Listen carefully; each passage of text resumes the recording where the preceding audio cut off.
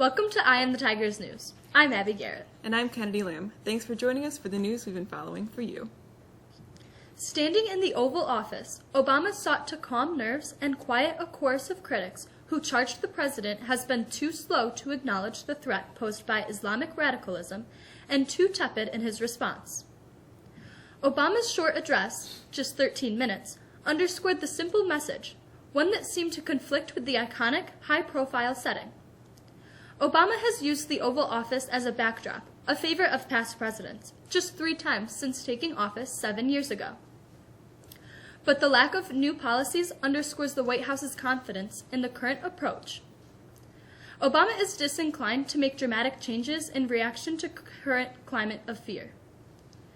One senior administration official who asked for anonymity to discuss strategy said the speech was primarily aimed at explaining the president's current plan to ordinary Americans who've been rattled by the rash of attacks in Paris, the Sinai Peninsula, and, most recently, San Bernardino. The strategy that we are using now, airstrikes, special forces, and working with local forces who are fighting to regain control of their own country, that is how we'll achieve a more sustainable victory. And it won't require us sending a new generation of Americans overseas to fight and die for another decade on foreign soil. Here's what else we cannot do. We cannot turn against one another by letting this fight be defined as a war between America and Islam. That, too, is what groups like ISIL want. ISIL does not speak for Islam. They are thugs and killers, part of a cult of death. And they account for a tiny fraction of more than 1 billion Muslims around the world, including millions of patriotic Muslim Americans who reject their hateful ideology.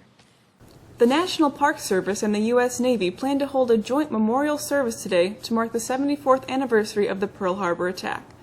The joint service is a rehearsal for what is expected to be a much bigger memorial service next year to mark the 75th anniversary of the attack by Japan that killed over 2,400 Americans and brought the U.S. into World War II.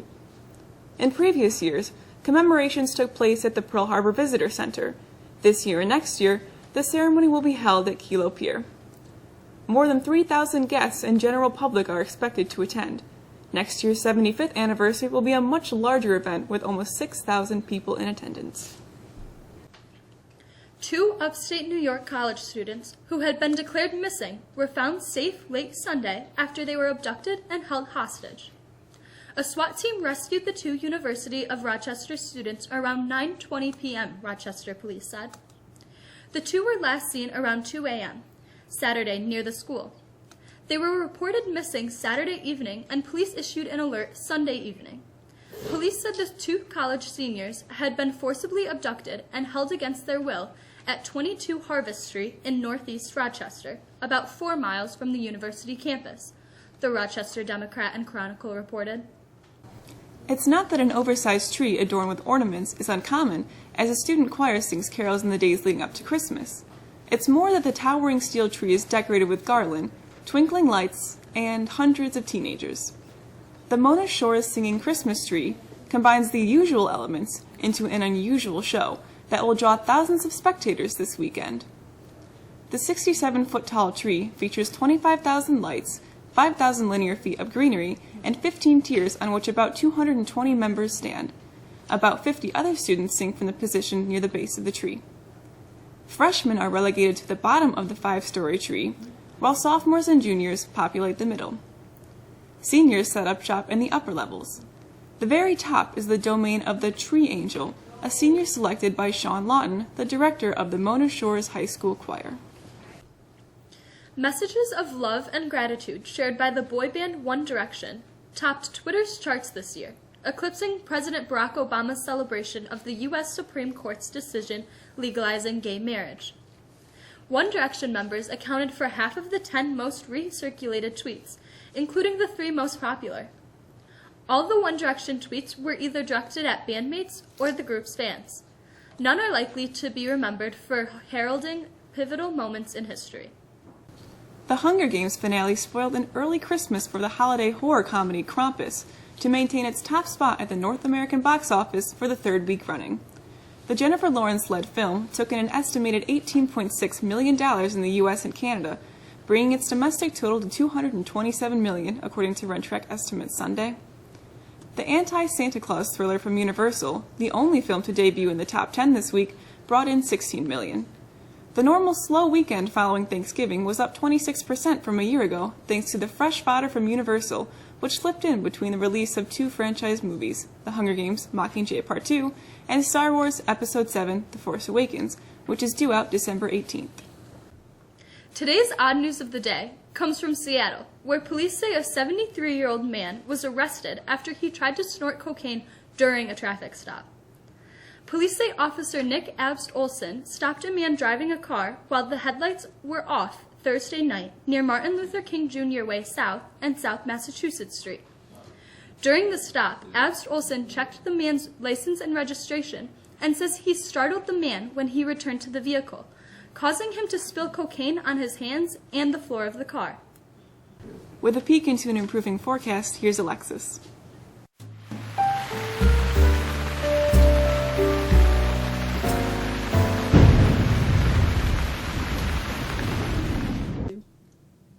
It's beginning to look a lot like Christmas.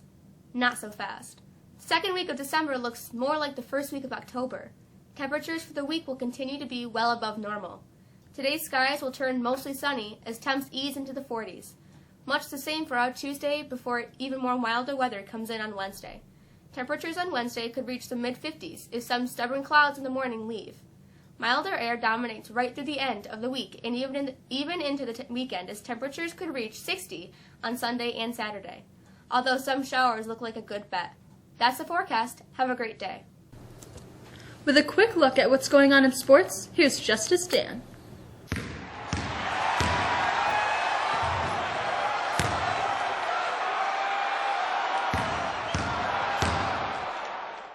The Buffalo Bills held on to their playoff hopes Sunday as they beat the surging Houston Texans 30-21.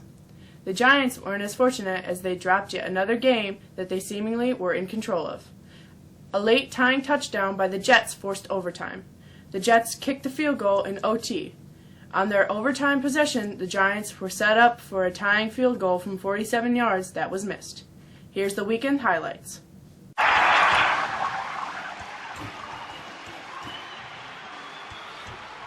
Third and goal. Taylor calling end zone. Caught. Sammy Watkins.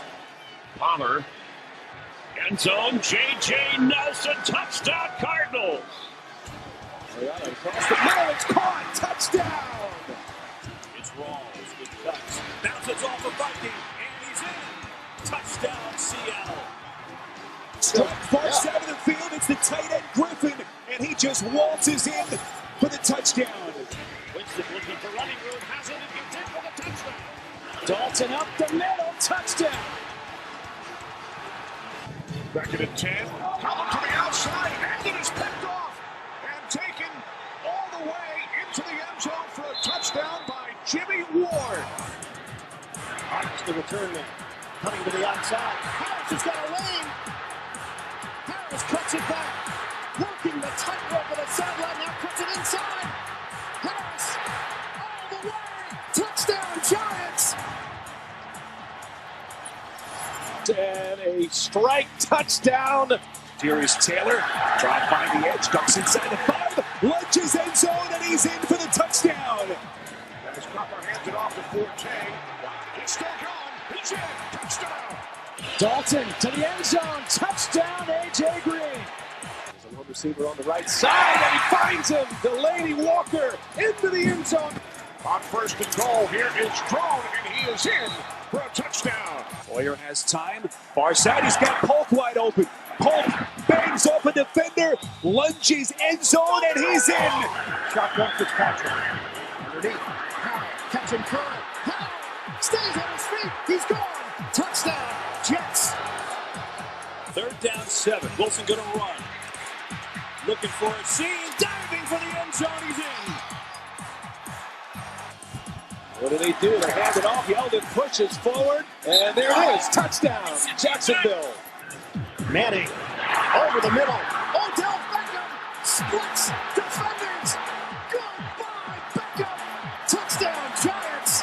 Tannehill play action. Has some time. Deep shot for Parker. Caught. Touchdown. Job right back to Allen. That's deflected. Shelby. Touchdown. From the gun, 3rd and goal. Throws far side. It is caught. Looking over the middle. He's got it. And it's a touchdown to Baldwin. Hand off, Andrews, touchdown, Tennessee. Shot gets rid of it to Allen. He makes the catch and some room to run. Allen still going.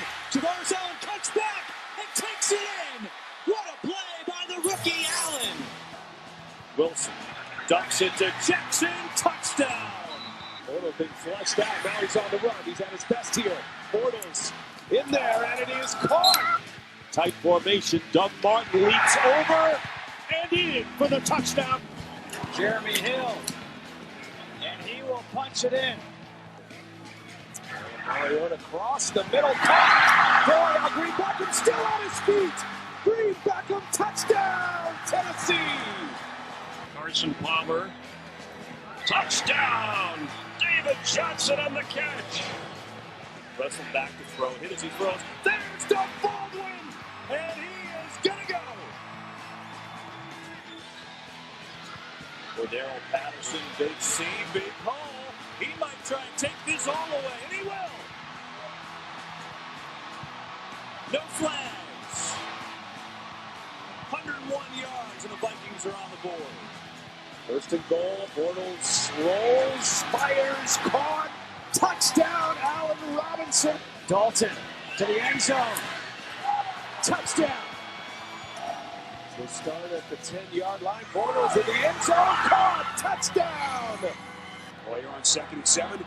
Looking right in Hopkins' direction again. He comes down and makes the touchdown catch. Mariota out of it, and he can fly. Plenty for a first. Plenty more to the 40. Mariota got his eyes on the end zone. Can he finish at the 30, the 20, 10, 5? Touchdown, Mariota. Kerwin Williams through the hole. And Kerwin Williams is in for a Cardinal touchdown. On the snap over the head of Bortles. And he will fall on ball 3. Touchdown. On the rollout, here's Ryan. And the pass caught by Nick Williams. And Williams is in for the touchdown. Robinson right there, wide open. Touchdown, Jacksonville. As Cover hands it off to Carey. And he will take it in. Here's Winston. And Winston's pass. And into the end zone. Touchdown. Mike Evans. Taylor from the gun again. Has time. Delivers down the field. He's got Clay wide open. Into the end zone for the Buffalo touchdown. Go, go, go. Fitzpatrick will throw. End zone. Marshall's got it. Touchdown, Jets. Gabbert picks up another first down with his feet. Still going. Gabbert will take it all the way into the end zone. Fake and caught. Demaryius Thomas. This is Murray looking for the end zone. Latavius Murray with his 5th rushing touchdown of the season. From their own 29-yard line. As Gabbert goes deep for Torrey Smith. He makes the catch, and Smith wins the game. Smith pulls it down right up the middle for the touchdown. 2nd and 6. End zone touchdown. Watson. Withers in congestion. Intercepted. Picked up on the play. Danny Trevathan to the house. Handoff is to Stewart. He stood up again. And the ball is out. It's a live play. And Anthony gets the touchdown. Brady finds James White for the touchdown. Tolbert out of the backfield. He is in for the touchdown. Already 43 rushing yards. Amendola left wide open, and that is a touchdown for the Patriots. Throwing for the end zone at the goal line. Touchdown. Bradford looking around, and he finds Zach Ertz in the back of the end zone for a touchdown. They give it to Ware, and Ware squeezes through and into the end zone for the touchdown. As this is blocked by Philadelphia, and it will lead to a touchdown.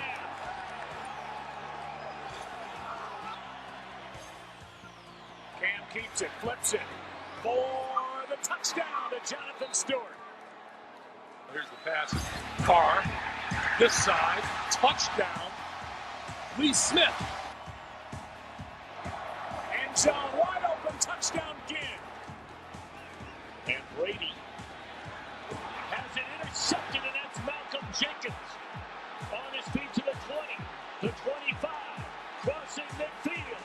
Malcolm Jenkins will go the distance for a touchdown. No penalty flags on the field. And no one in the backfield. Quick pass. Touchdown, Jeremy Maclin. Second down and goal with the ball back at the 13. Pass caught by Funchess. Touchdown. And he will handle this one from the 18-yard line. Look out. Sproles down the sideline with a punt to beat. Still on his feet, no penalty flags. 83-yard punt return for a touchdown by Darren Sproles. Breeze backs up. Down the middle. Got Cooks. Saints back in it. Touchdown, New Orleans.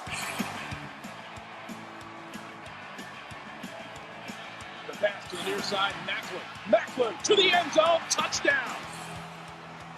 They think the handoff to Sproles. Into the end zone. Touchdown, Jordan Matthews. Carr throwing over the middle and complete, and is it intercepted? Picked off at midfield by Tyvon Grant to the end zone. Yes, touchdown. Now third down and 3. All alone, catch, touchdown, Coleman. Newton's looking that way, and now fires for Ginn downfield. Touchdown, Ted Ginn. Looking to the end zone for Chandler, and that was a touchdown, New England. And radio quarterback sneaking into the end zone. Did he get there? Yes, it is a touchdown, and all of a sudden, 3 minutes to go, and it's not over yet. His great year continues. Second and 9. Newton, end zone, touchdown, country. The College Bowl season is nearly upon us, as well as the championship playoff schedule. The top 4 teams, which will play for the NCAA championship, are announced yesterday afternoon. Clemson will play Oklahoma, while Alabama takes on Michigan State. Both games are on New Year's Eve, with winners facing one another for a championship on January 11th. The SU football team seems very, very far away from playing in such a game, but the program hopes to take a step towards improvement when the school formally announces its new head coach, Dino Babers. The former Bowling Green head coach is known for its up-tempo attacking defense. The Orange basketball team fell to an old rival, Georgetown, on Saturday, 79-72. It was the first game the team was without head coach Jim Boeheim, who began serving his 9-game suspension for rule violations. Here's the ACC Network with the highlights. Hopkins looks on. Very difficult set of circumstances for Mike. Longtime assistant, associate head coach, and future head coach for Jim Boeheim's program. And the Hall of Famer is back home. It just seems like help is everywhere for Georgetown. That's Cooney's spot, and he finally puts one in. Benajay, good bounce pass delivery to Roberson. He's not bashful about taking a 23-24 foot shot. Oh, great work by Roberson. They tried to play high-low, and he took it away. Benajay on the run out. Count it. Reggie Cameron again.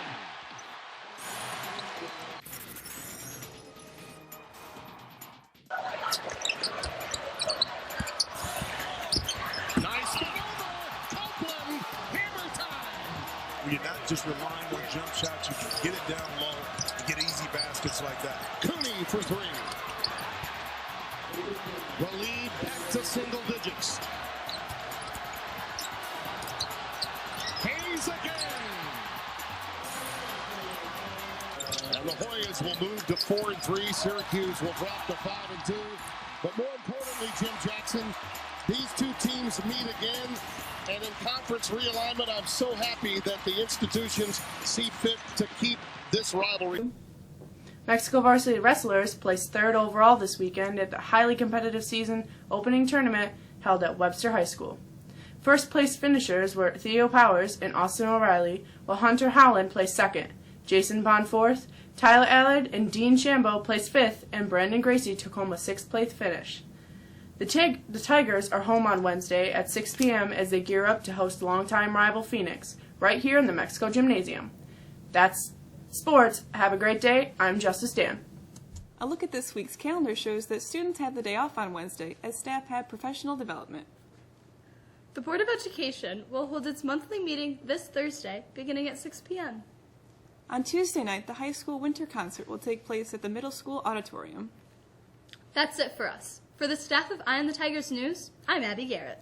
And I'm Kennedy Lamb. Thanks for checking in with us. But before we leave, we want to wish our Jewish friends and faculty a very happy Hanukkah, which of course began at sundown Sunday night. We'll be back at it Wednesday afternoon.